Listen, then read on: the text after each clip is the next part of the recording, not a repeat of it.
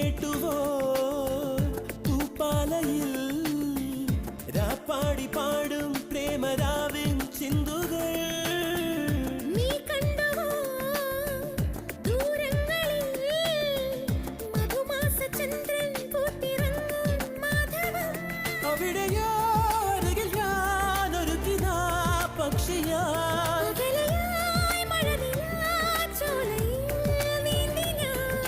വിരഹമെന്ന പദമില്ല കവിതകളിൽ പിരിയുകയില്ലൊരു നിമിഷം